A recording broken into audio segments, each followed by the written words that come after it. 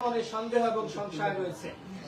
যখন ঐক্যমত কমিশনের বৈঠক অনুষ্ঠিত হয়েছে তখন আমরা দেখেছি সরকার সবসময় তিনটা দলকে বেশি বেশি গুরুত্ব দিয়েছে। এ নিয়ে অনেকগুলো দলের প্রতিবাদ ছিল, আমরাও প্রতিবাদ জানিয়েছি।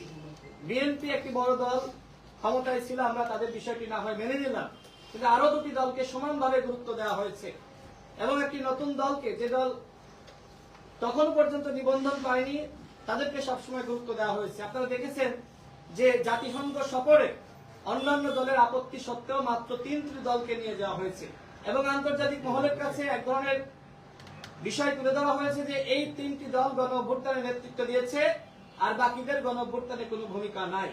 আমরা তারপরেও সবকিছু মেনে নিয়েছি, কিন্তু আমরা লক্ষ্য করেছি যে এই 3টা দলকে এই সরকার ঐক্যমতের জায়গা আনতে পারেনি।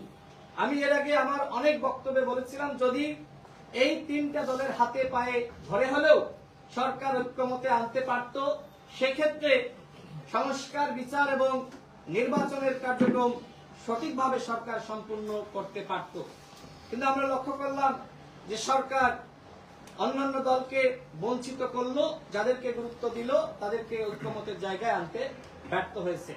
সংগ্রামী সাথী ও বন্ধুগণ, এদেশের তরুণদের সংস্কার নিয়ে ব্যাপক আগ্রহ রয়েছে, উদ্দীপনা রয়েছে, কিন্তু গত 15 মাসে সরকার সংস্কারের নামে এখনো পর্যন্ত ওই সচিবালয় থেকে ফ্যাসিবাদ বিতাড়িত করতে পারে নাই। সংস্কারের নামে এখনো পর্যন্ত পুলিশের দৌরাত্ম্য বন্ধ করতে পারে নাই। এখনো পর্যন্ত ঘুষ খাওয়া চলছে। সংস্কারের নামে যারা জুলাই গণ অভ্যুত্থানে সরাসরি ছাত্র জনতার বুকে গুলি চালিয়েছে তাদেরকে চিহ্নিত করে গ্রেফতার করতে পারে নাই।